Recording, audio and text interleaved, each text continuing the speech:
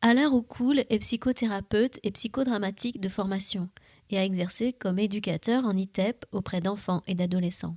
Il est aujourd'hui formateur sur les questions liées à l'intervention éducative. Marie-Claude Pépin, elle, est psychologue et a été formatrice en institut de formation de personnel éducatif.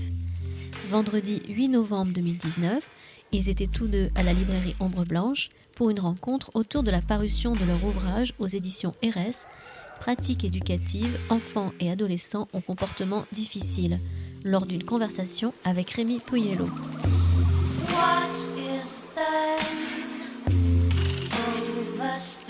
On vous remercie bien fort d'être aussi nombreux ce soir, veille de grand week-end comme ça, hein. En plus il pleut. On va vous parler de pratiques éducatives donc ce soir. Alors je voulais présenter très rapidement la collection que je dirige aux éditions RS, qui est la collection en pan qui est venue compléter la revue en pan et où nous avons déjà eu à peu près 18 livres qui ont paru.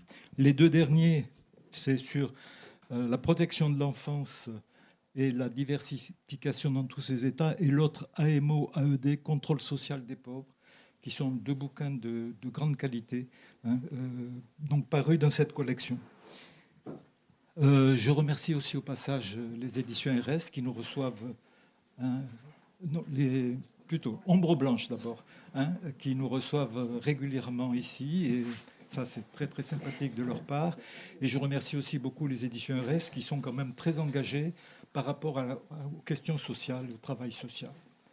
Je voulais dire, en présentation un tout petit peu de ce livre dont nous allons parler, que nous avons une chance en Midi-Pyrénées, une chance parce que nous avons une histoire éducative, de la fonction éducative, et elle a démarré, je dirais, dès 1939, c'est-à-dire au moment de la guerre, avec l'abbé Plaquevent, Saint-Aignan, le centre psychothérapique à l'époque de Saint-Simon, et donc, et avec Vichy, et après Vichy, tout ce qu'il y a eu avec ces enfants qui sont arrivés, hein, les enfants juifs déplacés, les enfants perdus de l'Europe qui sont arrivés sur la région de Toulouse, sur la région de Moissac, un peu Albi, etc. Ensuite, je crois que ce qu'il faut aussi dire, c'est que dès 1900, même avant, une des premières écoles d'éducateurs a été quand même sur Toulouse, il faut le signaler, hein. Et que d'autre part, dès 1984, hein, vous avez un grand éducateur qui est Maurice Capul, qui a fait une thèse à la fac du Mirail sur internat et internement sous l'Ancien Régime, et qui a eu une chaire d'histoire de l'éducation, donc au Mirail. Depuis, il a écrit en 1984 la thèse, et en 1996, il a écrit un best-seller pour les éducateurs qui est De l'éducation spécialisée avec Michel Lemay. Ce livre vient de reparaître après avoir été édité 36 fois en poche, avec une introduction de Philippe Gabéran, qui avait présenté un livre ici, il y a déjà avec moi, il y a déjà quelque temps, sur Oser le verbe aimer en éducation spécialisée. Alors pour vous dire que les éducateurs sur la région de Toulouse ont alors on ne peut pas dire une histoire, en tout cas ils ont un passé, et un passé qui a 80 ans. 80 ans, c'est pas rien, c'est un début, et je pense que ça nous permet quand même de pouvoir être fiers de cette profession qui a traversé des tas d'avatars, des tas d'aléas, et puis qui est toujours réactive à la société dans laquelle on est. Et je pense que donc ce livre qu'on vous présente ce soir fait partie un tout petit peu de ces pratiques éducatives dans des populations qui sont en grave difficulté. Population, je dirais, dans laquelle la société, la politique, le médical, le psychiatrique, le social, le juridique, les enseignants sont profondément malmenés avec ces populations, et donc et méritaient donc une réflexion.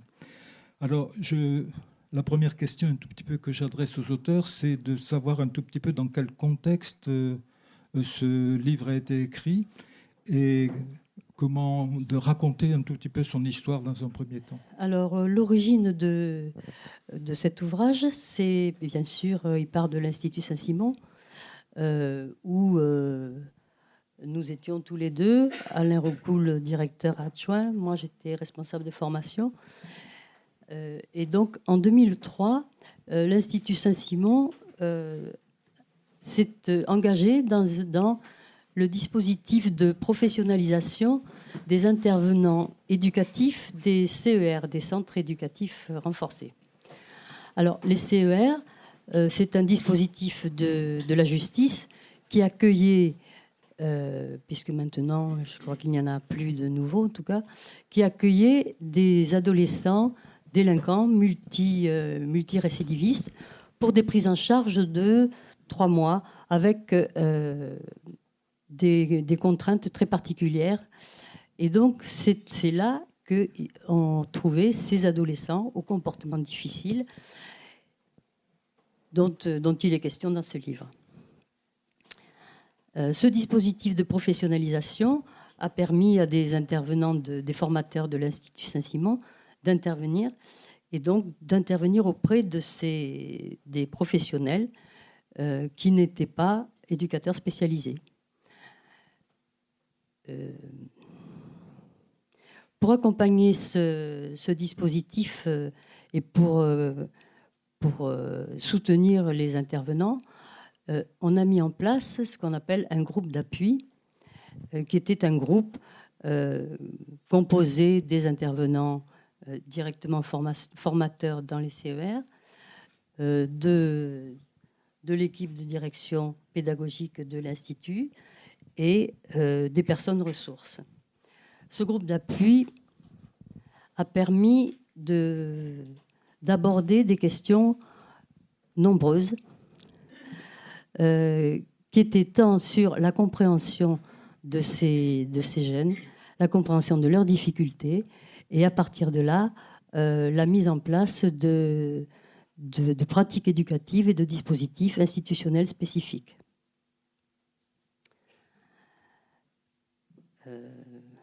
Ce groupe a travaillé pendant 4 ans. Et puis, en 2007, il y a eu la fin de cette formation, de ce dispositif de formation. Et ça nous avait permis, avec les professionnels qui étaient là, avec les professionnels des CER, d'aborder un certain nombre de questions, d'abord dans leur modalité d'intervention auprès de ces publics, et à partir de là, d'essayer de comprendre quelles étaient les spécificités un peu de leurs difficultés. Essayer de comprendre un peu ce qui les mettait dans les comportements complexes et problématiques qu'ils avaient. Ça avait, en même temps, en parallèle, on avait des échos dans les établissements, des mêmes difficultés que rencontraient les professionnels par rapport à des populations qui étaient à peu près semblables à celles-ci. Donc, il nous a paru à ce moment-là absolument pas judicieux d'interrompre et d'arrêter ce niveau de réflexion qui nous avait permis d'avancer. Et en dehors de ce dispositif, on a décidé de mettre en place, de poursuivre ces échanges et ces réflexions. Les modalités qui ont été mises en place à ce moment-là, c'était un séminaire dans lequel nous avons accueilli. C'était animé par Alain. Rémi était là pour nous faire part de ces réflexions et de ces élaborations théoriques. Et donc des professionnels, des éducateurs, et des éducateurs qui travaillaient avec ces publics, des professionnels qui pouvaient travailler avec les équipes de ces institutions, et des formateurs. Cet ensemble de groupes s'est réuni 7 fois par an pendant 5 ans, à raison de 12 à 20 personnes. Alors, à ce moment-là, ce n'était plus l'Institut Saint-Simon tout seul. On a été en partenariat avec le Centre de formation Erasme et avec la PJJ, la protection de la judiciaire de la jeunesse, qui était effectivement déjà notre partenaire sur le dispositif de formation des intervenants des CER. Donc, les modalités. Alors, ce séminaire qui s'est tenu donc, régulièrement, 7 fois par an, 3 heures de réunion de travail, et puis aussi des conférences. 3 conférences par an sur des thèmes qui étaient issus des questions du séminaire. Alors, peut-être Alain, tu veux intervenir là, sur le... Oui, ces conférences, je dirais, il y en a eu 15 en tout. Et ça a fait l'objet de...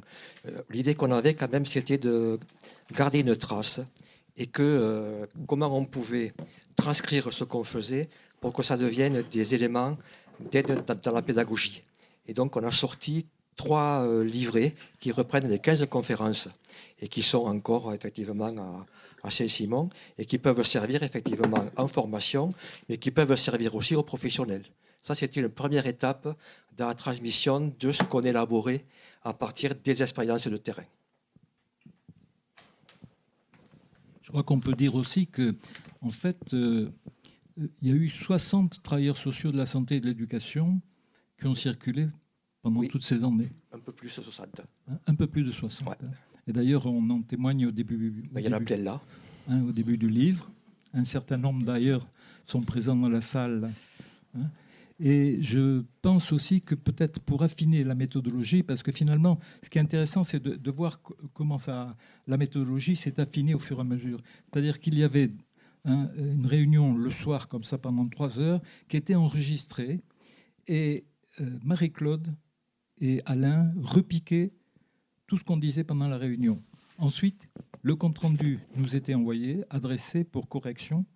Et à partir de là, c'était aussi repris. C'est-à-dire qu'il y avait une élaboration en plusieurs temps, qui me semblait intéressante. C'est-à-dire, pour des populations qui ont des troubles du comportement, qui sont dans l'agir, bien nous, on allait lentement. On allait lentement en essayant de donner du temps là où, habituellement, il n'y en a pas.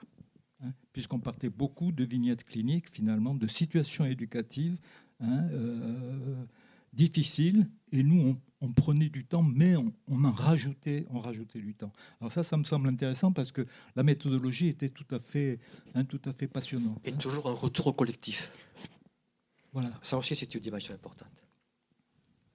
Il y a d'autres choses à ajouter sur le... Je voudrais dire aussi que dès le départ, la question s'est posée entre les participants et les animateurs de pouvoir réutiliser la richesse des échanges qui se passaient dans ce groupe-là. Et la question de l'écrit s'est posée très vite. Alors on sait que les éducateurs, ils ne sont pas forts sur l'écriture, mais là, finalement, grâce à cette scénographie qu'on était enregistrée, on était là tous...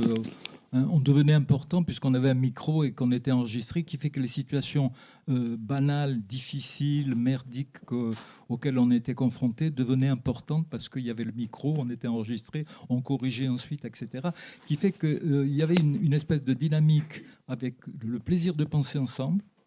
On a beaucoup ri aussi. Qui fait que c'est quelque chose qui... Alors, le problème après qui s'est posé, c'est le problème de l'écriture. Donc, on avait l'ambition de faire un livre. Donc, l'ambition de faire écrire les travailleurs sociaux. Alors ça a marché moyennement. Très, très moyennement. Et en même temps, je crois qu'il y a eu une volonté d'écriture de Marie-Claude et d'Alain, forcenée, qui fait que vous ne voulez pas écrire, eh bien, on va écrire. Alors, ce qui est, je trouve, assez extraordinaire par rapport à ce livre, c'est que ce livre est le produit de 60 personnes, de 60 travailleurs sociaux de la santé et de l'éducation, qui sont réunis pendant des années, qui ont discuté chaque fois 3 heures le soir, jusqu'à 9 heures du soir. Et ensuite, l'écriture, eh bien, une écriture à 2. Donc je crois qu'il y a quelque chose d'assez phénoménal, à mon avis, c'est-à-dire qu'ils se sont trouvés tous les deux comme des porte-voix, des porte-paroles de tout un groupe, de 60 personnes. Alors, c'est le résultat. C'est le résultat, mais je dirais que dans la méthodologie, dans la façon dont on a fonctionné, il me semble que déjà, il y a quelque chose des pratiques éducatives. Il y a quelque chose du collectif, il y a quelque chose du partage, il y a quelque chose de la délégation. Il y a, je dirais, quelque chose qui m'a semblé tout à fait fondamental. Et j'avoue que moi, je suis assez fier de voir que le livre est sorti. Alors, on s'y reconnaît tous parce que c'est un livre qui est un genre de BD. C'est un genre de BD, c'est-à-dire qu'il n'y a que des histoires de gosses et la façon dont des éducateurs en difficulté se démerdent. Et à partir de là, tentent, au fil du bouquin, d'élaborer des théories éducatives et d'élaborer une façon de comment on peut s'en sortir. Sachant qu'on ne peut pas s'en sortir, mais qu'on tente quand même toujours de s'en sortir, puisque dans nos métiers, il faut toujours croire en quelque chose, sinon on ne peut pas fonctionner. Moi, j'insisterai sur ce que tu as dit, c'est-à-dire que c'est toujours parti des expériences éducatives des professionnels. Et à partir de là, ça s'est changé, ça se rencontrait, et progressivement, ça s'élaborait, et ça se rajoutait à ça. Et ça a été le principe, c'est-à-dire qu'on n'est jamais parti de la théorie pour aller sur des expériences. Tout à fait. Alors, on peut parler du contenu maintenant, peut-être. Contenu du livre. Alors, moi, ce qui m'a frappé, c'est quand j'ai lu le livre, alors, vous savez, on a eu une impression d'inquiétante étrangeté, parce qu'on y était dedans, mais ce n'est pas nous qui avons écrit, et donc on essaie de s'y retrouver. En même temps, on ne s'y retrouve pas, mais on s'y retrouve aussi. Donc, c'est une expérience d'inquiétante étrangeté assez étonnante et à mon avis, de grande qualité, parce qu'il y a toujours quelque chose dans ce livre qui est fait à partir de la question du groupe. Le groupe est fondamental, et je pense que le groupe est fondamental dans la prise en compte de ces populations. Et il démarre le livre, dès la page 33, il démarre sur la question de la peur. C'est-à-dire que ces populations nous font peur, et on leur fait peur. Alors je trouve que c'est assez étonnant que vous ayez démarré déjà sur cette question-là, avec je vais le citer parce que vous faites référence d'un des participants qui dit il me semble maintenant que je n'avais ni peur de la violence que les gosses pouvaient exercer contre moi, ni vraiment peur de mes réactions. Je ne sais pas de quoi j'avais peur, mais il me semble que c'était comme avoir peur de continuer ce travail avant que quelque chose ne m'arrive. Je me sentais pressé, épuisé par quelque chose. Peut-être avais-je peur de ne pas être à la hauteur, de n'avoir pas le temps de prouver quelque chose. Alors, plutôt que d'exprimer une insincérité, l'adulte se heurte là à une impossible élucidation. Comment définir avec les mots des expériences explicites du quotidien, un contenu recouvert par le compact silence du non-dit. Alors, vous pouvez dire quelque chose par terre? Sur la peur, effectivement, ça a demandé à décliner les différentes figures de la peur. Donc il y a effectivement ce que tu dis qui est sous couvert d'exprimer de la peur, ce qui est en jeu, c'est l'impuissance. C'est-à-dire c'est le sentiment d'impuissance et d'échec qui renvoie à ce que j'appelle moi aux blessures narcissiques d'un professionnel qui est sans arrêt à l'œuvre avec ses publics. Donc ça, c'est une première figure de la peur. Après, il y a des éléments objectifs, là, qui sont des éléments de sécurité.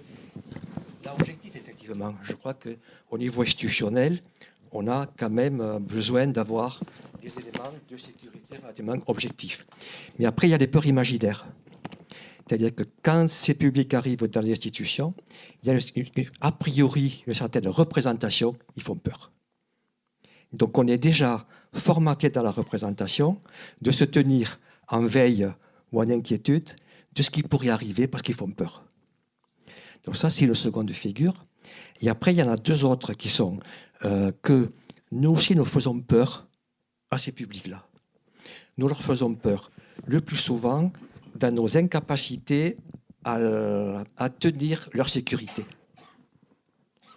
Et je vois, mais j'en parlerai tout à l'heure là.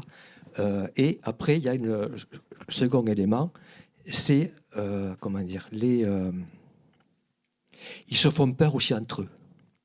Et comment on peut, nous aussi, effectivement, réguler effectivement ça dans des phénomènes de groupe d'influence et des phénomènes de groupe où, tout d'un coup, ce qu'organise le groupe et les éducateurs, c'est la domination, dans un système domination, dominé, soumis, comme ça. Et ça crée aussi des phénomènes, je dirais, de percevoir des peurs relativement indicibles. Voilà un petit peu les différentes figures. Mais alors, il y a eu une coïncidence la semaine dernière dans le journal L'Obs. Il y a une photographe qui a été éducatrice à l'ASE pendant 3 ans, qui a fait des dossiers d'anciens. Elle a interviewé des anciens. Alors c'est marrant parce que nous aussi, on a travaillé pendant 2 ou 3 ans à s'intéresser aux anciens. Je vais vous lire ce qui est dedans. Elle s'appelle Lucille Barbery. Et son dossier s'intitule « Trouver sa place ». Et il est écrit dans ce que disent ces personnes-là, par rapport à ce que disait Marie-Claude, par rapport à ce qui nous a fait démarrer le travail en séminaire, c'était, il y en a un qui dit, quand on a comme nous des fondations merdiques, il ne faut pas s'étonner que la maison se casse la gueule. Je crois que ça résume bien effectivement ces publics-là. C'est-à-dire on retrouve ce qu'on va retrouver sans arrêt sur le livre, des assises dans le développement précoce qui sont défaillantes, des troubles narcissiques graves, etc., etc. Après, ils disent, il faut que les éducateurs se rendent compte qu'ils se marquent les enfants. Ils marquent les enfants. Après, il y a un autre qui dit, mais aussi, ils peuvent briser une vie.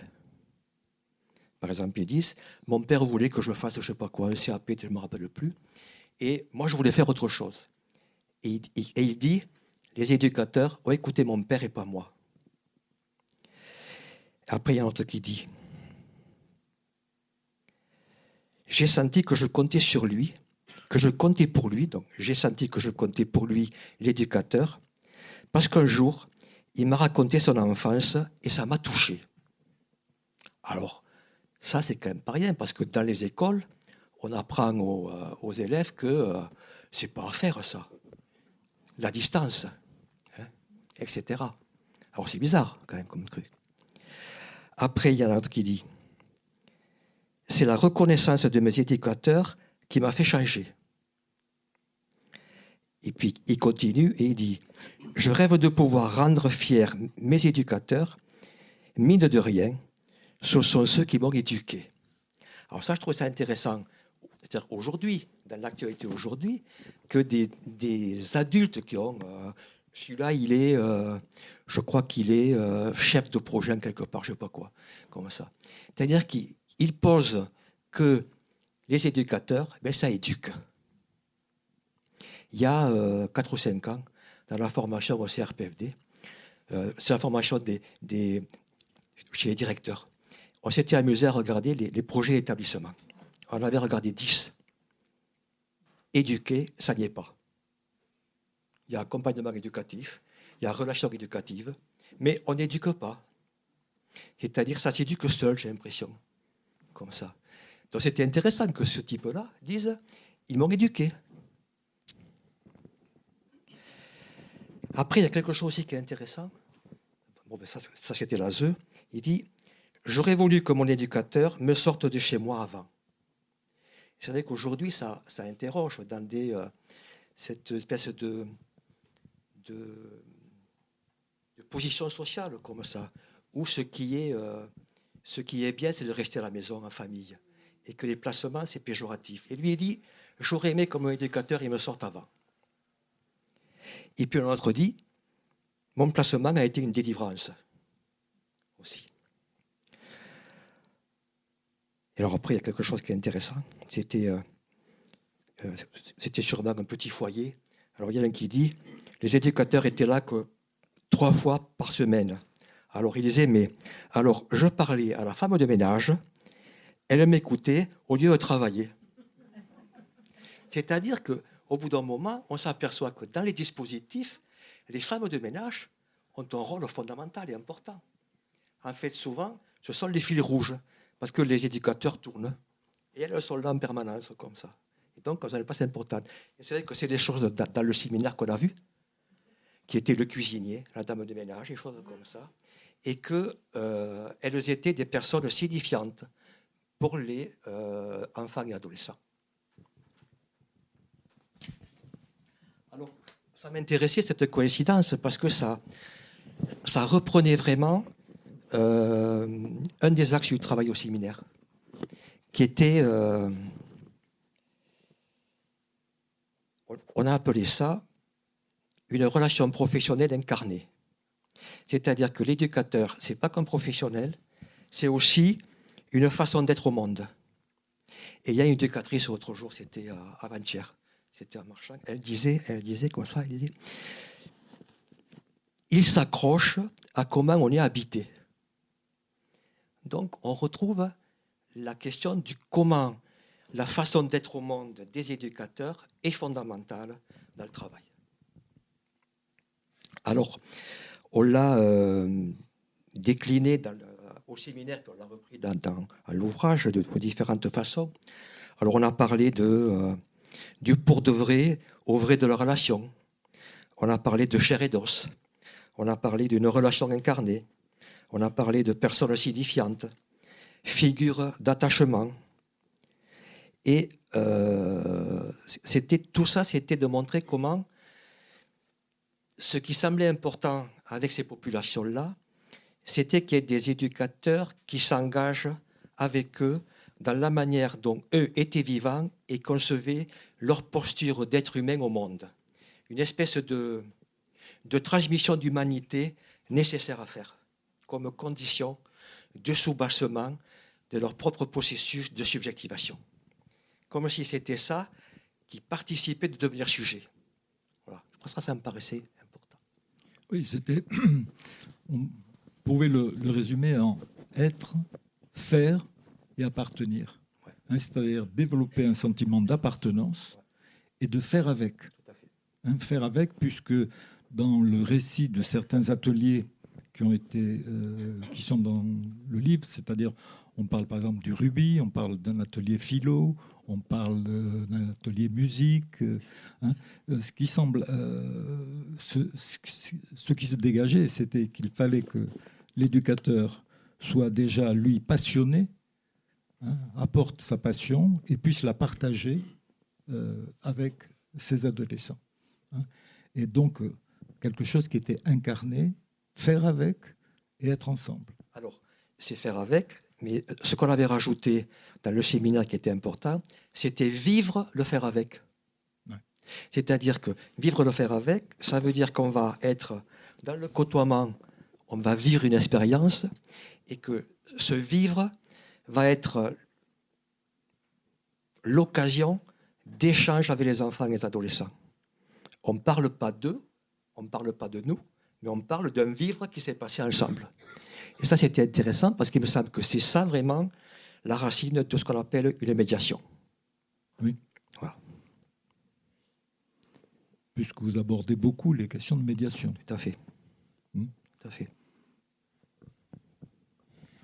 La médiation étant une façon, finalement, de proposer quelque chose qui se met entre l'adulte, éducateur, et l'adolescent, pour permettre une relation. Dans la mesure où le trop près ou le trop loin est problématique, fait imploser, fait exploser, et que donc la médiation, déjà, est une façon d'être une relation. C'est-à-dire, c'est un entre-deux. C'est-à-dire que ça permet qu'on ne soit pas dans le face-à-face, qui est une espèce de distorsion professionnelle actuelle des éducateurs, qui sont dans la relation individuelle, comme ça, et il faut que le type lui parle de ce qu'il a dedans, comme s'il le savait d'abord. Donc c'est un truc bizarre un peu. Et donc la médiation, c'est qu'on est côte à côte, on n'est pas œil dans œil ou face à face, et on va avoir un objet commun. Donc c'est un entre-deux. Mais ça organise les postures corporelles. Et ça désexcite. Et après, on peut parler ensemble de ce qu'on a vu, de ce qu'on a fait ensemble. Parce que une des difficultés, c'est de gérer l'excitation.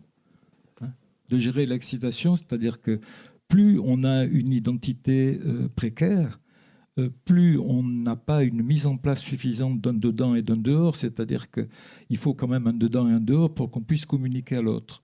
Si on a un dedans et un dehors précaire, donc il faut toujours que l'éducateur puisse se mettre à la bonne distance, ni trop près, ni trop loin, mais en même temps avoir une fonction qui n'est pas trop excitante, qui n'est pas trop séductrice, et qui n'est pas trop intrusive dans le sens de réfléchissant.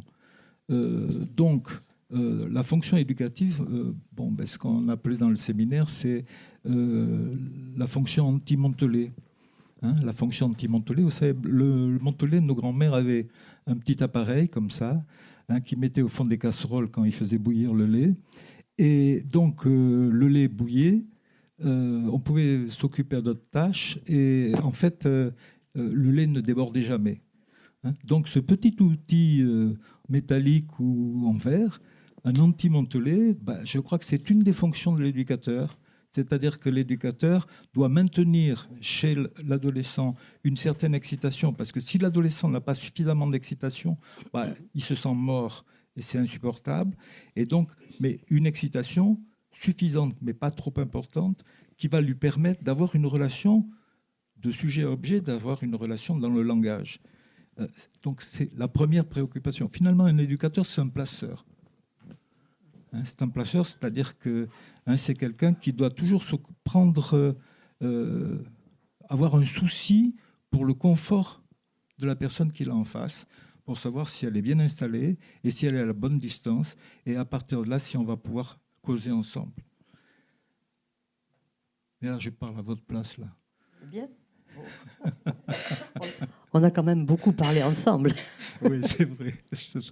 Mais je crois que tu ne parles pas entre place, c'est-à-dire que c'est la méthodologie qu'on avait à le séminaire. Oui. On cherchait comment ça se passe, machin truc, et tout. Donc, hop, il intervenait et il faisait une espèce d'aparté un petit peu théorico-pratique. Oui, théorico-pratique. Voilà. Alors, si vous remarquez, on est parti quand même beaucoup de la peur des éducateurs, de la peur des personnes qui s'occupent de ces populations. On est sur la fonction éducative et finalement, on n'a pas du tout défini ces populations. Si vous voulez, alors, je crois que c'est ça qui est important. C'est-à-dire, c'est pas parce qu'on a une estime de nous énorme qu'on va parler des éducateurs et pas de ces populations, mais c'est qu'il faut vraiment que les éducateurs soient dans un confort institutionnel qui leur permette justement de pouvoir entrer en relation avec des populations en grave difficulté et qui sont toujours des populations qui sont dans l'acte, et qui ont toujours des douleurs finalement qu'ils n'arrivent pas du tout à identifier et qui sont des douleurs qui se signifient dans les actes à la fois contre eux et contre la société, contre les personnes qui s'occupent d'eux. Avec une position tout à fait particulière qu'ils ont, c'est-à-dire du style occupe-toi de moi, fous-moi la paix, mais occupe-toi de moi. Ou du style moi tout seul sans jamais l'autre. C'est-à-dire cette façon paradoxale, parce que c'est les populations qui sont dans la paradoxalité, ils ne sont pas dans la contradiction, ils sont dans la paradoxalité. Et donc le problème, c'est comment on peut s'y situer par rapport à la paradoxalité. Alors on dispose de quoi? On dispose des espaces, des mises en espace finalement, des scénographies éducatives, et c'est ce qu'on a essayé de faire. Par exemple, le rugby, c'est un sport, mais avec ces populations et avec des éducateurs qui adorent faire du rugby, ça devient une scénographie éducative. Courir, s'épuiser à faire un marathon avec ces populations, c'est à la fois ça plaît à l'éducateur, mais en même temps aussi c'est une façon d'être avec et d'être une scénographie éducative qui passe par le corps. Parce que dans ce livre, moi, ce qui m'a frappé beaucoup, c'est que ça passe beaucoup sur la question du groupe et la question du corps. Alors, tout à fait, ça, c'est une dimension importante. C'est-à-dire qu'on voit comment, là, on a parlé des éducateurs engagés, du pour de vrai, etc. Mais à condition c'est-à-dire que ça peut s'exercer comme ça, à plusieurs conditions. Première condition, c'est qu'il faut qu'il y ait une scène collective. C'est-à-dire, c'est des petits groupes d'enfants, ce n'est pas un individuel. On n'a jamais parlé de relations et de prise en charge individuelle. Ça a toujours été du travail dans des petits groupes, qui est paradoxalement un peu à contre-courant de ce qui des tendances aujourd'hui. Ça, c'est la première condition. Il faut qu'il y ait un collectif de gamins et un collectif d'adultes. C'est-à-dire qu'il faut qu'il y ait une équipe. Sinon, l'éducateur risque de se laisser enfermer dans des espèces de mouvements où il pourrait utiliser les enfants et les adolescents pour son propre bénéfice, c'est-à-dire pour venir cicatriser ses propres blessures. Alors ça, ce qui permet de débusquer ça, je crois, c'est l'adossement à ce qui est une scène de petits groupes, enfin des enfants, et une équipe. C'est-à-dire que l'éducateur travaille toujours dans une configuration avec une équipe en arrière, soit une configuration de collègues éducateurs, soit d'autres types de professionnels. Ça, c'est fondamental. C'est aussi, je dirais, ça c'est quand même un des enjeux à l'intérieur des processus de formation, c'est comment on maintient dans les formations tout un espace, je dirais, de travail sur les savoir-être qui ne sont pas du travail d'intégration de savoir et de connaissances. C'est plutôt la connaissance de soi. Et comment on maintient, je dirais, ces expériences de regarder un petit peu, d'avoir quelques contacts avec son monde interne. Ça me paraît quand même une condition fondamentale. Ça me fait penser, là, il y a un film qui vient de sortir qui s'appelle Hors Normes, qui est assez superbe parce qu'il me semble qu'il parle de la fonction éducative. Et à un moment donné, Khaled, là, qui est un des acteurs, dit à des jeunes éducateurs, il dit « Je suis là pour le savoir-faire, mais pas pour le savoir-être ». Parce qu'un éducateur arrivait demi-heure en retard, il lui dit « Moi, je ne suis pas là pour le savoir-être, je suis là pour le savoir-faire ». Et ces populations, ils sont là pour le savoir-être et pour le savoir-faire. Donc, est-ce que ça t'évoque là un tout petit peu Il me semble que dans ce qu'Alain a dit au début, et oui, puis dans ce que vous êtes un peu là en train de dire, moi je reprendrai des choses qu'on a appelées le prendre soin. Alors groupal, c'est bien ce que tu as dit, c'est-à-dire que effectivement on n'est pas dans le face-à-face, on n'est pas dans la confrontation, on est toujours dans une médiatisation, mais cet élément de prendre soin, on en a beaucoup parlé, alors que c'est quand même un peu paradoxal, parce que ces adolescents ont des personnalités brutales, je dirais. Ils ont des comportements qui sont quand même très difficiles à partager. Et parler de prendre soin, on a l'habitude de le dire par rapport à des enfants petits. Or, tu as parlé tout à l'heure un peu de l'environnement, de la sécurité. C'est-à-dire qu'un des premiers prendre soin avec ces populations, et qui doit être une grande préoccupation pour les éducateurs, c'est effectivement de leur offrir de la sécurité. Alors, il y a d'autres éléments aussi que tu as un petit peu évoqués aussi. Dans le prendre soin, c'est aussi de pouvoir leur montrer et incarner aussi les limites qui peuvent les sécuriser. Tant par rapport à eux, dans les actes qu'ils peuvent commettre envers les autres ou envers les éducateurs, que l'éducateur par rapport à eux. Tu en as parlé un peu, et ça c'est quand même un truc très, très important. Après, il y a effectivement tout ce qui est de l'ordre. On a appelé à le séminaire, et pour l'a repris à l'ouvrage, les éducateurs, on les a appelés des soigneurs. comme les soigneurs sur les bancs au bord du terrain de rugby ou de foot. C'est-à-dire, ce n'est pas des soignants, ce n'est pas des thérapeutes, c'est des soigneurs. C'est-à-dire, ça prend soin. Avec une déclinaison qui te tient à cœur à toi, Rémi, qui était de prendre soin de l'être. Prendre soin de l'être. Mais il y a quelque chose qui est tout à fait intéressant aussi, je trouve, qui était de prendre soin des environnements dans lesquels on les met. Ouais. Alors, là, tu dis deux choses qui sont importantes. Là. Le soin de l'être, c'est pas guérir. Parce que ces populations, elles sont ni psychotiques, ni névrotiques, ni perverses. Elles sont astructurées. Elles sont mal foutues parce qu'elles ont un narcissisme de base qui a été mal fagoté dès la naissance et même de façon anténatale, qui fait qu'ils n'ont pas pu, sur une base défectueuse, ils grandissent. Mais ils ont été tellement empiétés narcissiquement qu'ils grandissent difficilement et de façon distordue. Alors, je dis ça, pourquoi? Je ne sais pas. Oui, le soin de l'être. Oui, qui fait que quand on parle de soins, soigneur plutôt que soignant, le soin de l'être, c'est donc pas guérir, mais c'est tenter d'amener un sujet à supporter l'autre sans que ça remette en question sa propre identité. C'est-à-dire que donc c'est le rapport de base de soi à l'autre et de l'autre à soi. C'est ça le soin de l'être.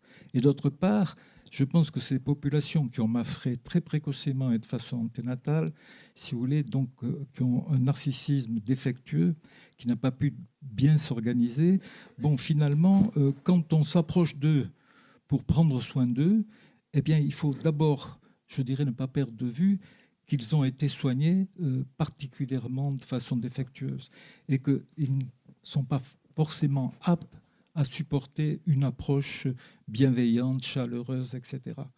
Et que donc, il faut qu'on apprécie la façon dont on va pouvoir entrer en relation de soins avec eux, en faisant attention de garder toujours la bonne distance. Sinon, ça sera trop difficile pour eux. Et à ce moment-là, on aboutira à des implosions ou à des explosions identitaires. Voilà la question du sang. L'autre question qui me semble importante, c'est la question de l'environnement. Et vous savez qu'actuellement, il y a des travaux sur l'épigénèse, sur l'environnement, où de plus en plus, on se rend compte qu'on s'est trop occupé de papa-maman dans le développement. Alors certes, c'est important, l'organisation édipienne, etc. Mais de plus en plus, on se rend compte que Winnicott déjà avait parlé de la mère environnement, et on se rend compte actuellement que toutes les dimensions environnementales, il faut en tenir compte de plus en plus. Les dimensions environnementales, c'est-à-dire la mise en espace des populations dont nous nous occupons. La mise en espace plus qu'en relation. Déjà, la mise en espace nous semble importante. Donc, ça pose la question des institutions et quelles sont les institutions qui peuvent accueillir ces enfants et ces adolescents et de quelle nature elles doivent être dans la mesure où nous avons un long passé, nous, d'institutions derrière nous, et que peut-être ces institutions, avec ce long passé, cette histoire que nous avons des institutions, n'est pas forcément adéquate pour des populations de ce genre dans le monde dans lequel nous vivons actuellement. Mais ça, on pourra en parler tout à l'heure dans la discussion. Parce qu'on va... Alors, sur le prendre soin de l'environnement, il y a 2 ou 3 trucs. Dans les CER, on s'était aperçu que, par exemple, la mise de table. J'avais une table avec une nappe, de jolis couverts, des assiettes sympas, un petit bouquet de fleurs. L'excitation était tolérable. Si la table était sans nappe, avec des trucs comme ça, les plats étaient ceux qui étaient à la cuisine en inox et qui arrivaient sur la table, l'excitation était au maximum. Uniquement ça. C'est-à-dire comment l'environnement déjà, la manière dont les éducateurs prenaient soin de ce dans quoi ils mettaient les adolescents, déjà faisait baisser l'excitation. C'est aussi ce que, un jour, c'était une adolescente qu'on avait reçue dans le séminaire quand on travaillait avec les anciennes, là, dont l'éducatrice était Maryse, là. Elle fugue un jour. Donc le matin, à 3h du matin ou 4h, je ne sais pas, ou quand elle rentre comme ça, Maryse lui dit bonjour. Elle lui dit, est-ce que tu as mangé, est-ce que tu as eu froid? Elle lui propose un café avec une tasse et une sous-tasse. Et cette gamine qui est maintenant à 40 ans, moi je sais pas quoi, elle nous dit, tu te rappelles Maryse, tu te rappelles. Ce qui était important, c'était la sous-tasse sur la tasse. C'est-à-dire que tu avais mis une sous-tasse. Quand on met une sous-tasse, c'est qu'on est considéré. C'est ça, je crois aussi. Faire en prendre soin. Vous voyez? Alors, c'est des petites choses comme ça, mais je crois que c'est fondamental. Il y avait d'autres choses à dire un peu. Peut-être on pourrait discuter avec la salle, hein, si vous avez des questions. Et puis après, chemin faisant, on pourra reprendre un tout petit peu la dimension du livre et surtout la dernière partie, qui est une des questions, me semble-t-il, importantes. Qu'est-ce que c'est qu'être éducateur en 2020, en 2019 ?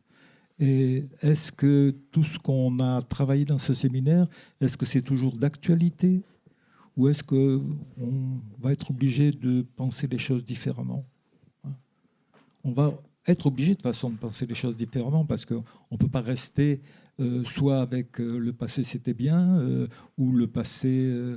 mais je pense que le monde évolue et que les fonctions éducatives vont aussi profondément évoluer avec la société, puisqu'on est l'éducateur est un produit de la société, mais le problème aussi, c'est qu'il ne faut pas qu'il soit qu'un produit de la société, il faut qu'il soit aussi partie prenante et actif pour que cette société soit peut-être aussi un peu différente. Vous avez d'autres choses un peu à dire avant qu'on discute ? Je ne sais pas, on verra. Hein ? On peut discuter à partir de ce que vous avez à dire, là, un peu. Hein, puisque certaines personnes ont participé à ce séminaire, qui sont là. Hein. Il n'y a pas les 60, mais il y en a. Hein. Et puis d'autres, parce que je pense que si vous êtes là ce soir, c'est qu'il s'agit aussi de votre métier, quelque part. Deux petits points. Un qui m'a touché, c'est la question de la peur. Parce que dans un groupe de travail... qui va rebondir demain notamment.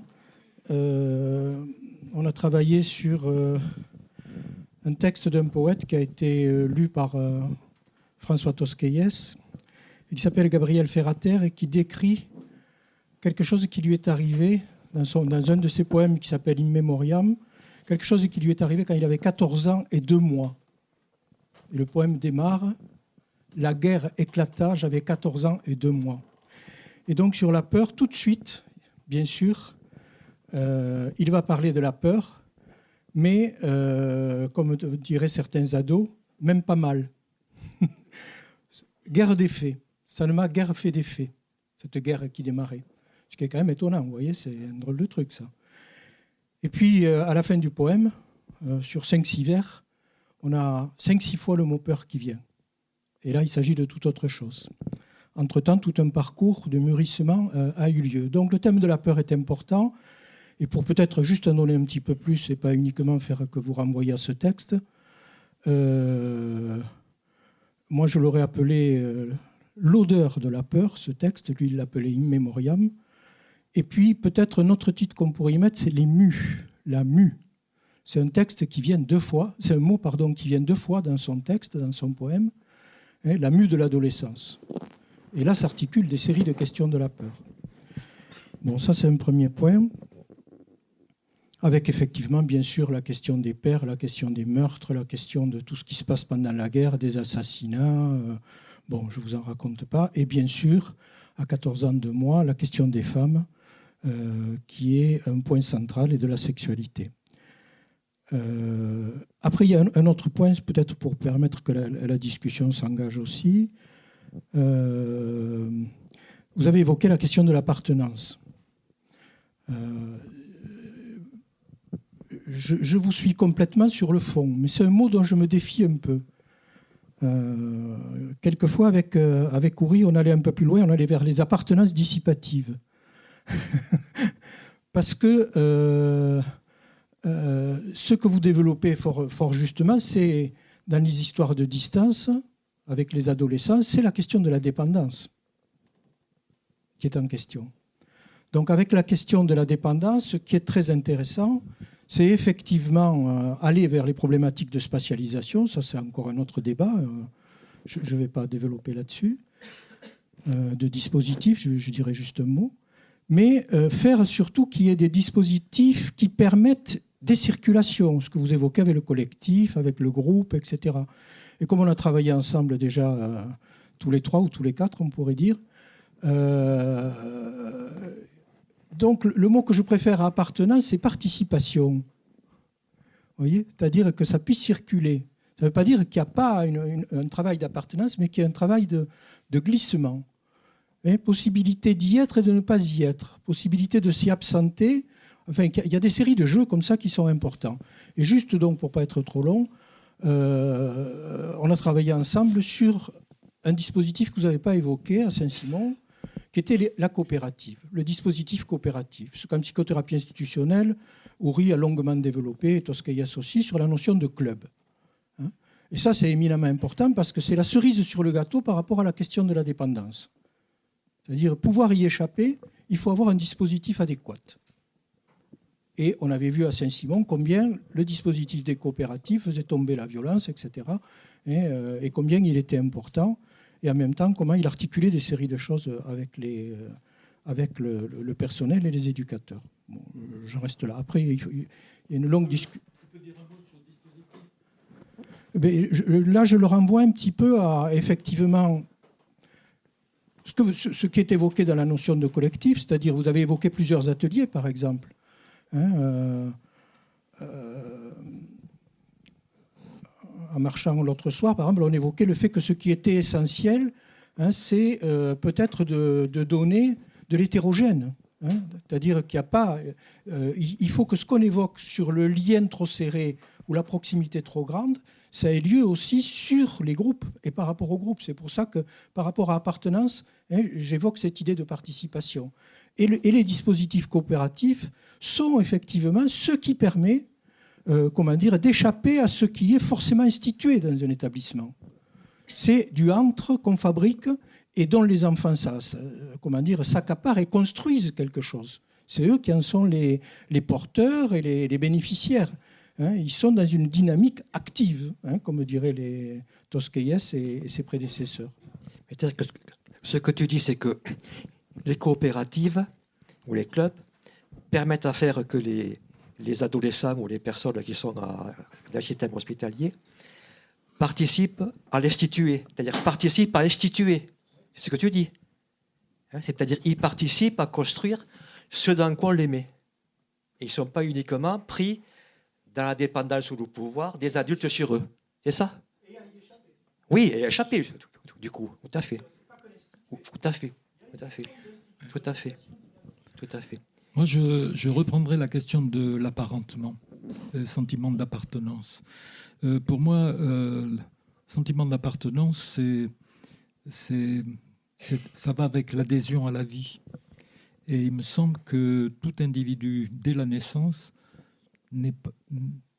est confronté à est-ce qu'il va développer, est-ce qu'on va lui permettre de développer un sentiment d'apparentement et d'appartenance, ou est-ce que cela sera barré pour lui, c'est-à-dire qu'il ne sera jamais dans un processus de reconnaissance. Et donc, comme il y a autre chose, il me semble, qui est important, c'est la dette de vie qu'on a dès la naissance. C'est-à-dire que le fait d'être vivant déclenche chez nous une dette de vie. On a la dette qu'on ne pourra jamais rembourser, c'est-à-dire le bonheur d'être vivant. Donc on est dans ces populations, on est sur des questions de ce style. C'est-à-dire qu'il se pose la question d'être d'abord vivant. Est-ce qu'on est vivant?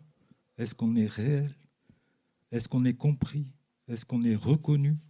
Et est-ce qu'on va pouvoir être utile au social?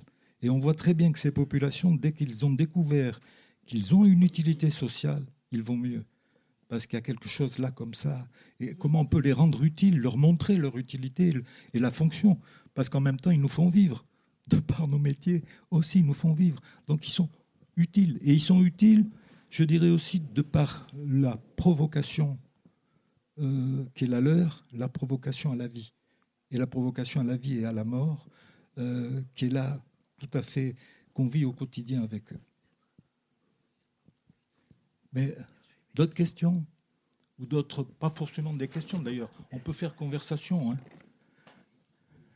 Oui, vas-y.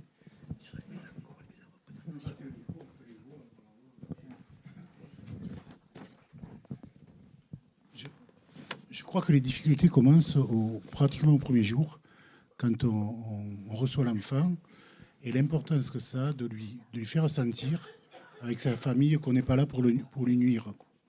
Alors ça prendra du temps, parce que lui, il va sceller la rencontre, par exemple, en vous piquant de l'argent, comme ça arrive. Et alors on peut se demander, mais qu'est-ce qu'on lui a volé, quoi, pour qu'il se présente comme ça. Mais le fait, nous, de montrer à un enfant qu'on n'est pas là pour lui nuire, ça c'est vachement important. Et je crois que ça peut commencer après à l'aider à se rassembler pour trouver justement ce que tu disais, ces raisons d'exister. Alors je finis vite fait, puisque tu connais mon rapport à la poésie. J'ai toujours pensé avec ces enfants à un poème de Valéry qui dit ceci: jamais charme du jour, jamais vos grâces non, tant souffert d'un rebelle essayant ses défenses, mais comme les soleils m'ont tiré de l'enfance, je remonte à la source où cesse même un nom. Voilà. Alors ça, c'est un enfant peut-être déchiré, mais qui quand même, il me semble, dans le poème, a réglé quelques comptes. Voilà. C'est tout. Je vais pas. Enfin, je voulais dire que quand même, j'avais passé toute ma vie en ITEP et en hôpital de jour. Pas moi, mais m'occupant d'enfants. Qui c'est qui veut prendre la parole encore? Oui, Vincent. Par rapport à la peur. Alors moi, j'ai participé un peu à ce séminaire. Et par rapport à la peur... On m'entend là? Oui.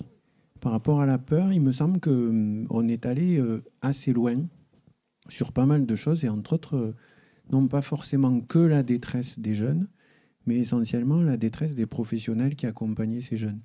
Et il me semble qu'il y a un parallèle, une connotation à apporter à ce séminaire, c'est qu'il y avait une sacrée sécurité pour pouvoir évoquer des éléments de sa vie professionnelle ou de ses expériences professionnelles avec ces jeunes, pour pouvoir justement, pour moi, évoquer la détresse que pouvaient avoir certains éducateurs face à des situations de violence, des situations assez cruelles même, qu'ils pouvaient vivre avec les jeunes. Et il me semble qu'on a touché quelque chose qui est assez important dans les transmissions qu'on peut faire, qui sont tout à fait indicibles avec ces jeunes à ce moment-là.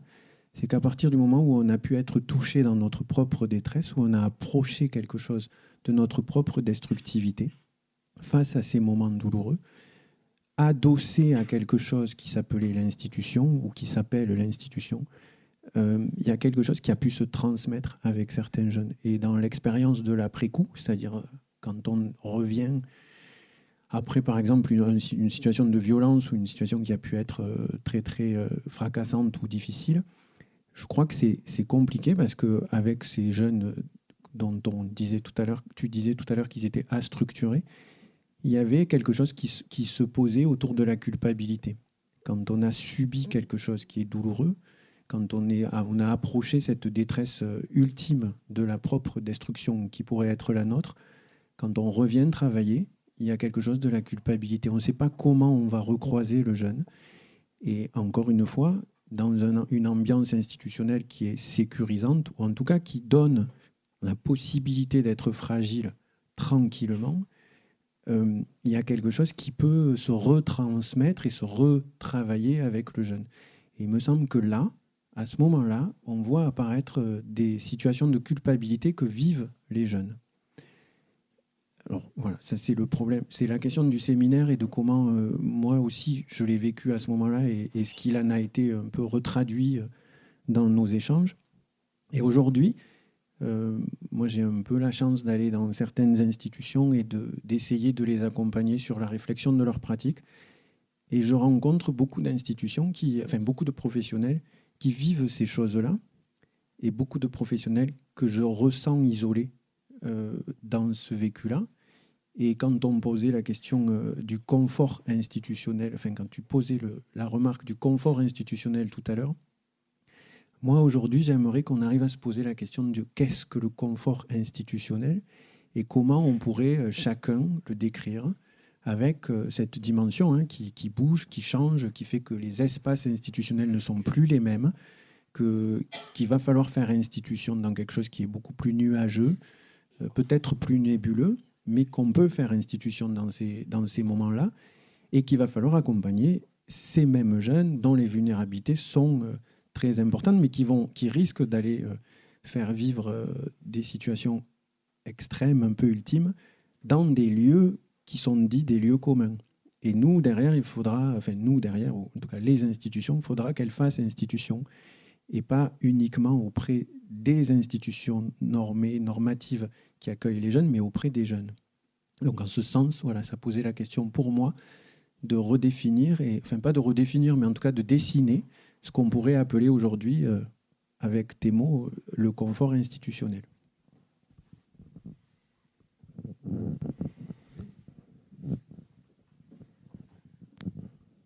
Merci de me faire passer le micro.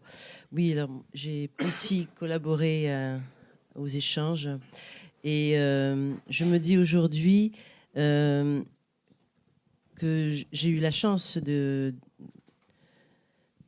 collaborer à un groupe.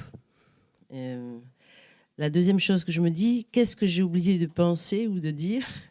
Et quelques années après, ce que j'aurais à rajouter ou à ajouter, à dire en plus, c'est toujours sur ce thème de la question, sur ce thème de la peur. Ce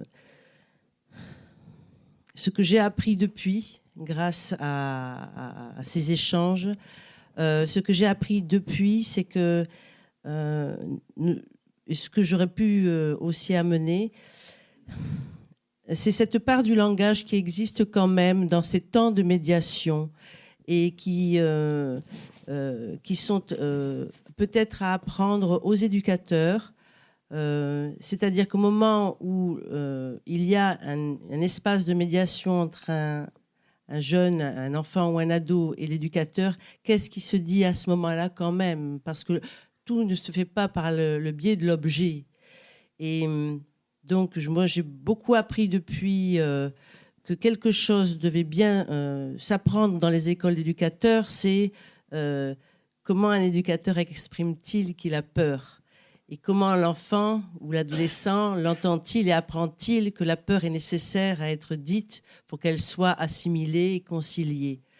Voilà. C'est un large chapitre que je pratique maintenant beaucoup en institution auprès de mes équipes et qui est un grand chantier et qui permet aussi aux professionnels de ne pas rester ou de ne pas s'installer dans des positions masochistes ou coincés à être syndiqués ou à être eux-mêmes dans une position dominante. Bonjour tout le monde, je suis ravie de vous voir tous les trois là-bas, vraiment. Et non, en fait, tu as posé une question tout à l'heure, c'est effectivement dans tout ce tumulte, etc., que vont devenir les éducateurs ? Alors, j'ai une question. Les éducatrices dans tout ça, nous sommes d'accord ? Alors, où vous étiez, où c'était présupposé au départ, vous avez dit pour la facilité du discours, on va dire éducateur. Et là, depuis le début, Lana, donc voilà, nous sommes majoritaires largement sur le secteur. Voilà, je vous le rappelle. Voilà.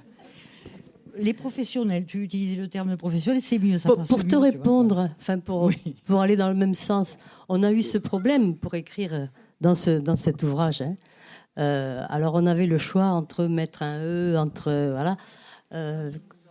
Mais oui, on avait fait des tentatives comme ça. Et alors, très tôt, je ne sais plus trop dans quelle page, mais très vite, on dit que, quand on dit éducateur, ça veut dire éducateur et éducatrice, ce qui est très moche, mais enfin, on le dit quand même.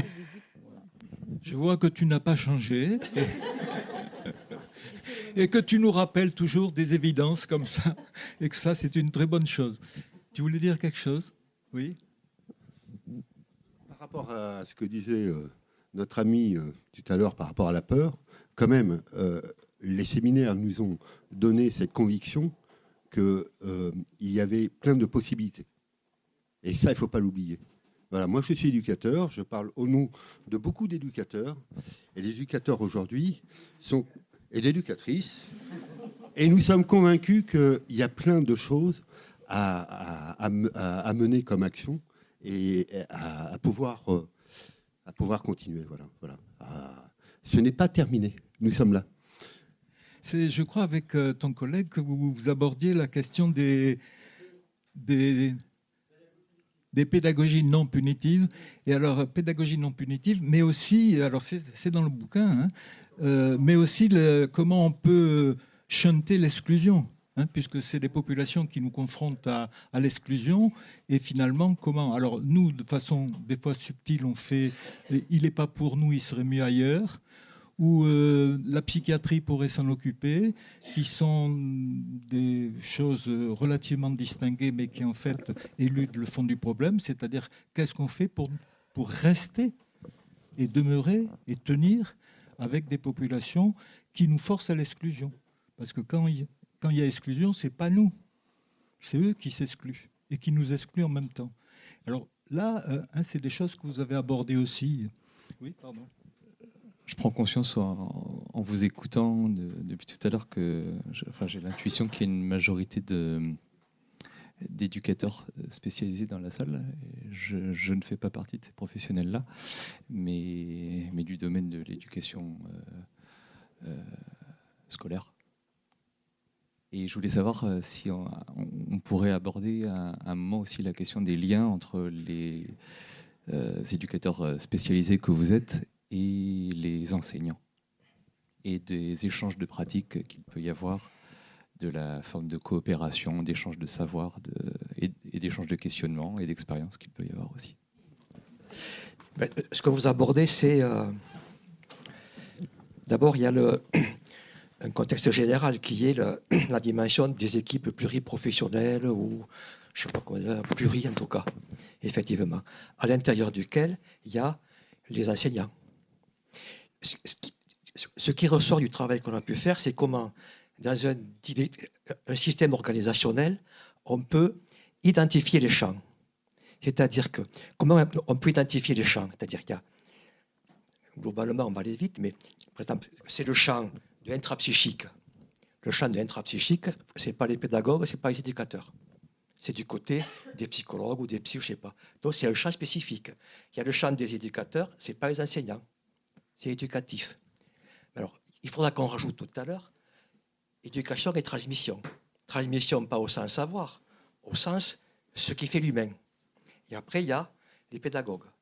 Mais aujourd'hui, un but, quelque chose qui n'est pas commode, c'est que, par exemple, si on prend sur les ITEP, les enseignants sont externalisés. Comment ça marche pour faire équipe dans des systèmes, je dirais, où c'est des systèmes, je ne sais pas comment il faut les appeler, c'est des patchwork à l'intérieur duquel des enfants circulent, et comment ça peut faire équipe? Moi, aujourd'hui, je ne sais pas trop. Mais en tout cas, on est dans ces configurations-là aujourd'hui. Je crois que c'est un nouveau enjeu. Je crois qu'on y arrivera, on trouvera les systèmes.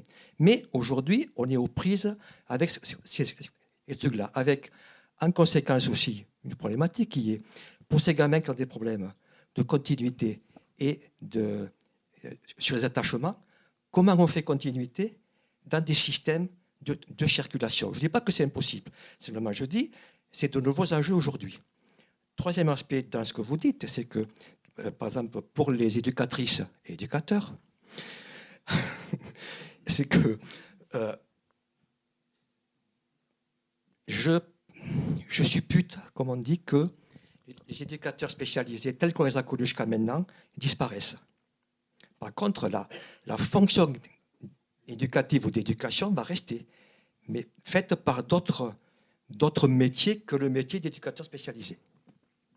Puisqu'aujourd'hui, on voit effectivement, dans la refonte des formations, je ne suis plus à le coup maintenant, moi, mais en tout cas, ce que je peux regarder, c'est des métiers, chef de projet, coordonnateur de parcours, puis je ne sais plus, plein de choses comme ça. Par contre, on voit arriver d'autres métiers. Il faudrait bien que ces métiers-là fassent office d'éducateurs.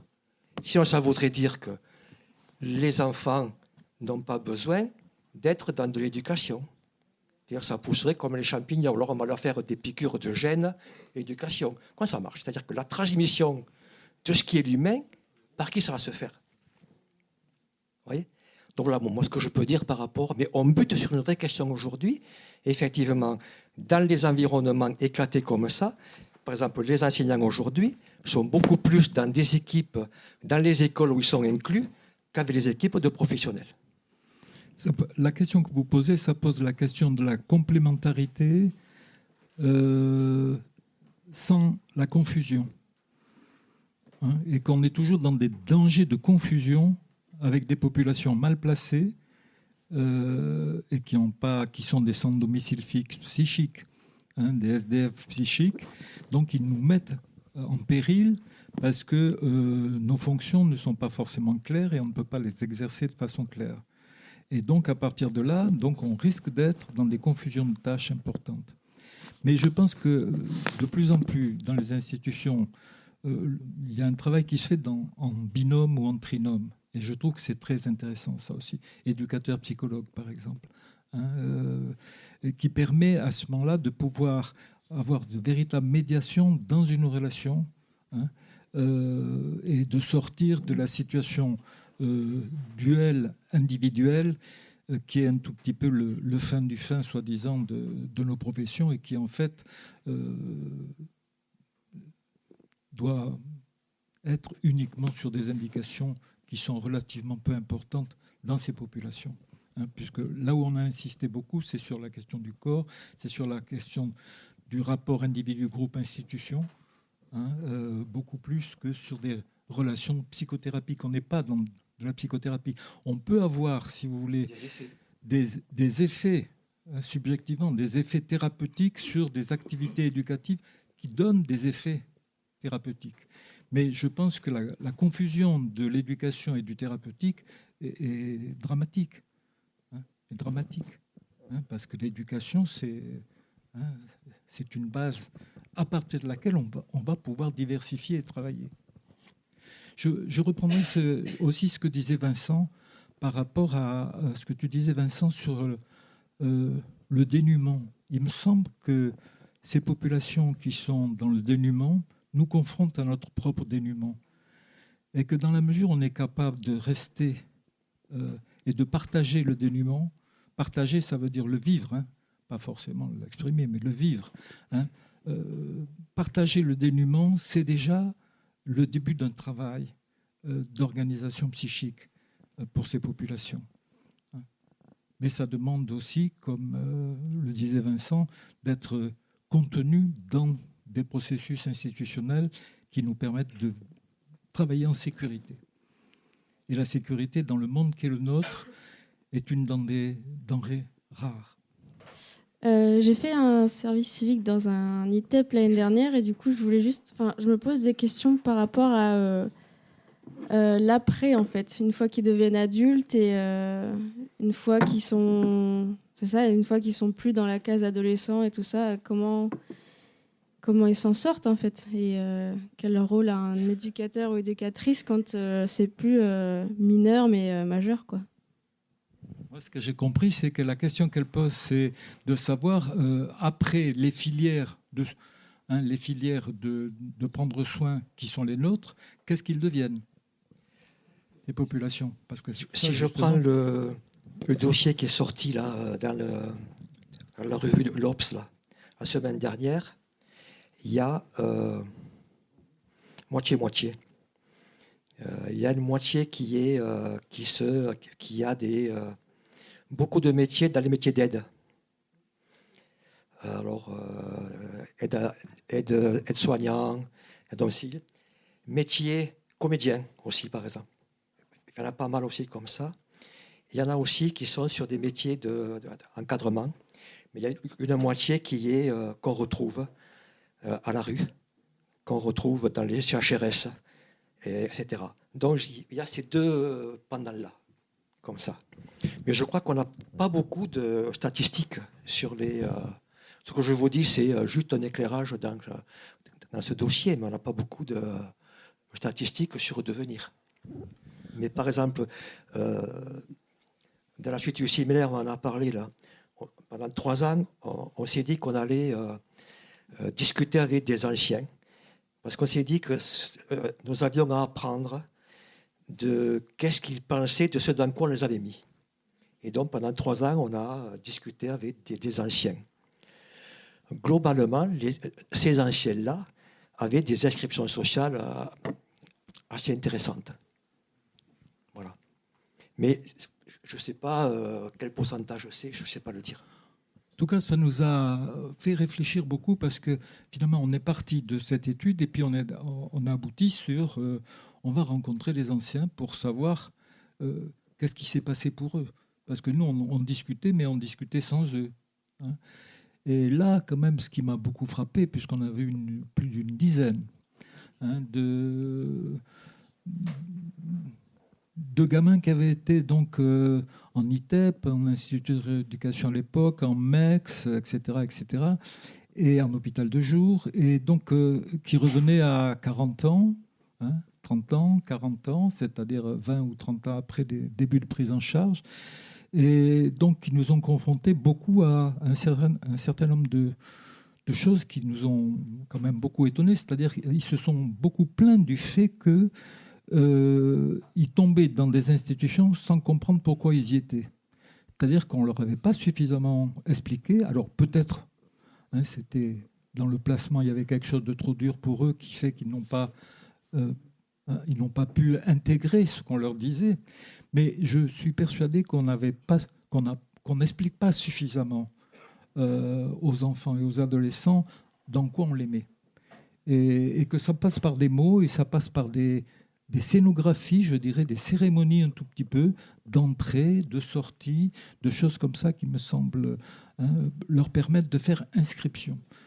D'autre part, ce qui nous a frappé aussi beaucoup, c'est l'importance des éducateurs. Des éducateurs, par contre, les psychiatres et les psychologues, pas grand-chose, mais les éducateurs, on a eu le sentiment très profond. Le cuisinier, l'enseignant. Qu'ils avaient été profondément modifiés par des rencontres. Et des rencontres, comme disait Alain tout à l'heure, c'est-à-dire la sous-tasse ou des choses de ce genre, qui étaient... et donc, on en est arrivé à penser qu'un jour ou l'autre, il faudra que certains enfants et adolescents qu'on a suivis deviennent des aidants pour nous. C'est-à-dire qu'on puisse travailler avec eux dans les institutions qui sont les nôtres, pour qu'ils puissent donner leur avis de la place, à partir de la place qu'ils ont occupée, et l'expérience qu'ils ont pu avoir, puisque ça fait partie des savoirs profanes. Des savoirs profanes, c'est-à-dire ils n'ont pas la compétence scientifique qui est la nôtre, mais ils ont une autre compétence, c'est d'avoir vécu dans nos institutions. Et ce savoir profane me semble aussi important au niveau de la transmission et de nous aider à mieux nous occuper des populations en difficulté. Je crois que c'était... Tout à fait. Avec que sur les 60 qu'on était dans le séminaire ou un peu plus, la majorité, on s'est rendu compte que nous continuions à avoir des liens avec des adultes qu'on a connus quand ils étaient enfants. Alors ça, c'était étonnant, mais qu'on en parle rarement. Et tout d'un coup, là, on s'est mis à en parler entre nous. Et tout d'un coup, on s'est dit, mais ça en faisait un paquet, quoi, comme ça. Et ça, c'est assez étonnant. Et même avec des liens, parfois, des liens qui sont transformés en liens suivis ou en liens, je ne sais pas comment il faut les appeler, quoi. Une espèce d'amitié bizarre. Mais bon, c'était des trucs un peu bizarres. Mais par rapport à ce que disait Patrice sur les coopératives, on s'est beaucoup interrogé sur comment des anciens pourraient participer, par exemple, dans les instances associatives. Comment ils pourraient être dans les conseils d'administration, en tant que personne, savoir profane, venant aussi être là, de ce dans quoi on les avait mis. Et c'est vrai qu'aujourd'hui, il y a très peu d'expériences comme ça. Sauf les GEM, on s'est intéressé aux GEM, par exemple, au groupement d'entraide mutuelle, mais hormis ça, on connaît très peu d'associations qui tentent d'avoir ce modèle-là. Il y en a une aussi qui est du côté de Poitiers. Mais c'est la seule à ma connaissance, donc autant à ma connaissance. Mais je crois que dans l'avenir, ce serait tout à fait intéressant par rapport à ce que disait Patrice, c'est-à-dire travailler en quoi, à un moment donné, il pourrait faire bénéficier le système institutionnel de leur expérience transformée en connaissance, mais en même temps, ils deviendraient, je dirais, participants et instituants. On peut dire comme ça, Patrice, instituants.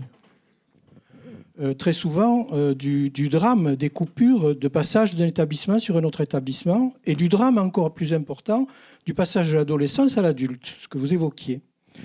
Et donc, je supervisais un atelier, et petit à petit, ils en sont arrivés au fil de ce travail qui se faisait avec eux. C'était un atelier radio qui s'appelait Léondi. J'ai développé ce que j'ai développé tout à l'heure, c'est-à-dire l'importance d'un dispositif de type coopératif, pour qu'effectivement quelque chose ne soit pas en appartenance à l'établissement, mais leur appartienne réellement. Et donc ces gaillards qui sont rentrés là-dedans, ça fait 16 ans maintenant qu'ils ont un dispositif associatif, et pour certains d'entre eux, ils continuent à y être. Pour certains d'entre eux, ils en sont présidents, etc., etc. Donc ces choses-là sont beaucoup à réfléchir, quoi. Parce que si on les... Alors, et c'est pas uniquement, tu vois, que sur le registre du haut que tu évoques, c'est-à-dire du conseil d'administration, même si c'est intéressant. Hein, mais effectivement, c'est qu'est-ce qu'ils engagent et qu'est-ce qu'ils créent. Donc là, ils sont partis sur la musique, sur la radio, sur les interviews, etc. Ils ont fabriqué cette association qui s'appelle Micro-Sillon, et ils avancent, quoi. Et ils continuent d'avancer. Et d'autres viennent se greffer. Mais il y en a certains, ça fait 15-16 ans que ça dure. Et pour certains d'entre eux, je peux clairement dire, puisque je les ai connus en hôpital le jour, pour certains d'entre eux, j'en ai un à l'esprit, il était taxé par presque toute l'équipe, ce qui était déplorable, effectivement, presque du plus couillon de la baraque. Hein. Je l'ai vu animer des réunions à la Cinémathèque ou dans des grands cinémas de la ville, et je vous assure qu'il était aussi limpide que Rémi quand il veut l'être. Donc, c'est fabuleux, c'est extraordinaire, quoi. Hein, voilà. Un autre exemple, hein, tu évoques Poitiers, on a un ami psychiatre qui a développé ce type de dispositif à Reims. Hein, et bien ces patients ont pris le large. Hein, c'est-à-dire qu'effectivement, ils ont une association, ils participent, ils montent des tas de trucs, ils ont vraiment une instance qui leur appartient. Alors que dans nos pratiques de soins, nous, ce qu'on sait faire, c'est découper les établissements. C'est-à-dire, on fait hôpital de jour des petits, hôpital de jour des moyens, hôpital de jour des grands. Maintenant, on en a rajouté un quatrième. Et les pauvres types se baladent là-dedans sans que jamais leur propre cheminement ne s'inscrive à leur compte complètement, quoi. Même si on fait du bon boulot. Hein, et je crois que là, il y a vraiment des tas de choses à réfléchir et à développer. Bah, je crois que ce que tu dis, c'est ce qu'on a ressenti dans ces interviews qu'on a fait, hein, d'anciens. Oui, tout à fait. Parce que ça. Les anciens venaient te revoir. Ben oui, oui. Ils ont besoin de quelque chose. Tout à fait. Alors ça pose le problème de la dépendance, c'est-à-dire que la dépendance, parce que ils ont été mal. Donc, ils se mettent en situation et on les met en situation de dépendance. Mais comment on va travailler ensuite cette dépendance ? Qui ne soit pas c'est fini, maintenant tu changes de structure ou tu changes de secteur et tu passes à autre chose. Et tout le travail, c'est comment on peut travailler cette dépendance pour en faire de l'autonomie. Alors, je ne sais pas si ma question va pas être un peu en décalage, mais peut-être qu'elle est liée à mon âge, mais Patrice m'y a fait penser en rappelant le lien entre la psychothérapie institutionnelle, Toscaïès, et ce que vous disiez. Et puis Rémi a employé le mot de temps tout à fait au début. C'est la relation au temps. Et moi, j'aimerais savoir, dans ce que vous avez expérimenté, si la relation au temps des éducs et la relation au temps des jeunes, qu'est-ce qu'il y avait de différent, de semblable, etc. Alors je le prendrai par un biais. C'est-à-dire, on s'est aperçu, par exemple, qu'il il fallait que, sans perdre de vue les projets, les machins, les trucs, mais que le projet ne devienne pas un diktat qui vient contraindre le temps. C'est-à-dire qu'avec ces publics, il y a une espèce de mouvement, d'itinérance, comme ça, qui fait qu'on ne peut pas les coincer dans le projet tel qu'il est mis dans les machins, trucs comme ça. C'est-à-dire qu'il y a quelque chose d'un cheminement qu'on doit faire. Ça c'est quelque chose qui a été très, très important tout au long. C'est-à-dire que le temps de la mission, des projets, de l'institution, n'est pas le temps, je dirais, n'est pas le temps que doivent avoir ces personnes pour cheminer dans le processus de subjectivation. Et ça, c'est un problème aujourd'hui, puisqu'il faut des prises en charge courtes, etc., etc., etc. Alors qu'il y a besoin de temps et de continuité, c'est-à-dire de temps avec des coupures et de continuité. Parce que sinon, c'est des ruptures. À ce moment-là, c'est plus un temps, c'est des espèces de morceaux de temps à coller. Mais il n'y a pas de continuité. Ça, c'est une problématique aujourd'hui. Mais je voudrais revenir sur quand même ce qu'on disait sur quelque chose qui nous a paru important. Tout à l'heure, on parlait des éducateurs, c'est l'éducation. Et c'est sur l'instruction. C'est Rokia Traoré, je ne sais pas si vous connaissez, qui est une chanteuse malienne. Elle dit au Mali, manger, on s'en débrouille. Boire aussi. Mais elle dit quand même, la catastrophe, c'est l'ininstruction des gens. Parce que quand on n'est pas instruit, on fait faire n'importe quoi. C'est-à-dire, moi, il y a mon truc, ça veut dire que quand on n'est pas instruit, on n'est pas sujet. Donc ça pose la question dans l'éducation que pour moi, l'instruction, c'est le noyau vraiment de l'éducation. Et il me semble que, par exemple, ce qu'on a vu sur les médiations, avec les mises en représentation, ça fait partie consubstantielle de quelque chose qui instruit, c'est-à-dire qui nourrit. Souvent, dans le séminaire, on dit qu'il faut les nourrir en image et en représentation comme condition qu'ils puissent se mettre en mots et en pensée. Ça me paraît fondamental. Mais ça veut dire que la mission des structures, quelles qu'elles soient, se donne comme mission de nourrir, d'instruire les publics comme condition qui deviennent sujet. Ça, c'est quand même quelque chose qui était important et qui est quand même très important dans le livre aussi. Mais ça se fait par les médiations, quelles qu'elles soient. C'est-à-dire que les éducateurs, de ce point de vue-là, participent à la construction d'un sujet. Moi, je rebondis sur la question du temps. Je crois que les populations dont on s'occupe sont dans l'actuel, c'est-à-dire ils sont dans un temps qui est une espèce d'éternel présent. Il n'y a pas de passé et il n'y a pas de futur. Et donc le problème pour nous, c'est comment on peut les amener à une temporalité, c'est-à-dire une mise en temps. Parce que le temps, pour qu'il y ait de temps, il faut qu'il y ait travail de deuil. C'est-à-dire un temps, c'est un début, un cheminement et une fin. Donc, or, c'est des populations qui ne peuvent pas avoir un travail de deuil dans la mesure où ils ont des identités qui sont trop fragiles et trop précaires. Donc, ils sont dans un présent. Donc, notre mission à nous, c'est de les mettre dans des espaces et de les faire voyager dans des espaces, dans des trajets, dans des déambulations, parce que ça peut faire métaphoriquement temps. Hein, l'éducateur qui prend en bagnole l'adolescent, qui va d'un endroit à un autre, hein, il y a une métaphore temporelle qui est en marche là. Donc, c'est les déploiements d'espace qui font du temps. Je pense par exemple à une collègue psycho qui a, dans le cadre d'une institution, une rencontre individuelle avec un adolescent. Cet adolescent ne vient pas certaines fois, donc elle a le portable institutionnel, elle lui téléphone en lui disant « tu avais une séance, tu n'es pas venu ». Où il fait des séances par téléphone en disant à l'heure de sa séance, il dit « je ne suis pas là, mais on peut parler un peu ». Et puis d'autres fois, il ne vient pas plusieurs fois.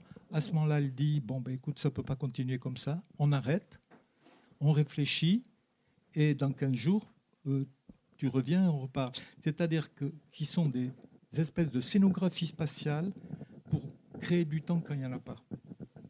Et donc le problème pour nous, c'est comment on peut créer du temps quand il n'y a que des espaces, et quand il n'y a que du comportement. Et je pense que le temps de ces populations et notre temps, ça n'a rien à voir. C'est ça. Donc c'est, je dirais, toute une mise en place de moi, ce que j'appelle des scénographies éducatives.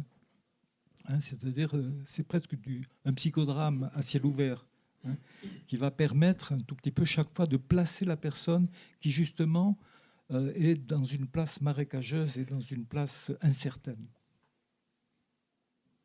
Il y avait d'autres questions ou pas? On s'achemine vers la fin, tout doucement. Il parlait tout à l'heure avec Patrick, là-bas, des pédagogies non punitives. Oui. Peut-être on peut y revenir, parce que ça amène à dire que ça pose la question de quels sont nos référentiels pour éduquer. C'est-à-dire quelles sont les valeurs qui nous sous-tendent dans la manière de penser l'éducation. Et par exemple, les pédagogies non punitives, c'est une manière de penser l'éducation, c'est-à-dire de faire devenir un être humain, mais qui, derrière, a quelque chose qui est intéressant, c'est-à-dire, par rapport à ce que tu disais, c'est-à-dire mettre la non-exclusion comme condition, ce qui ne veut pas dire qu'on ne réoriente pas, mais on n'exclut pas, a priori. Et ça veut dire aussi, par exemple, que sur les questions il y a un chapitre qui est sur la sanction, ça veut dire qu'on évite des systèmes de sanctions qui sont des systèmes de sanctions répressives. C'est la punition et la répétition des punitions qui, au bout d'un moment, une espèce d'escalade, on ne sait plus ce qu'il faut faire. Alors, soit on les tue, soit on ne les garde pas. Mais c'est-à-dire que c'est un cul-de-sac. Sauf à penser la sanction autrement, qui n'est pas une sanction punitive, qui est une sanction réparatrice, c'est-à-dire qui répare. On pourrait dire que l'acte qui a transgressé fait sortir l'auteur de l'humanité. Donc il faut réparer la posture d'humanité de l'auteur. Mais donc c'est une sanction réparatrice, ce n'est pas une sanction punitive. Et ça, c'est des conceptions, je crois, qui, avec ces publics, sont fondamentales, parce que sinon, on se laisse enfermer dans des punitions répressives qui sont des surviolences avec ces enfants qui attaquent leur narcissisme, alors que déjà, ils n'en ont pas beaucoup, ça leur en fait encore. Et donc, après, ça entraîne des vengeances de ça, des répétitions, etc. Donc, il me semble que c'est important qu'on regarde quelles sont les valeurs sur lesquelles on s'adosse dans les postures et l'éducation.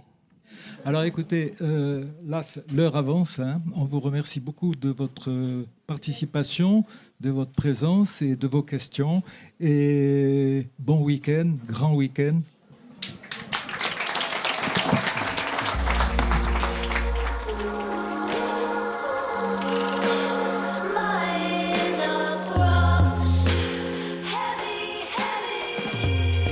Il s'agissait d'une rencontre avec Marie-Claude Pépin et Alain Roucoul, auteurs de l'ouvrage « Pratique éducative, enfants et adolescents au comportement difficile », publié aux éditions RS, enregistré le 8 novembre 2019 à la librairie Ombre Blanche.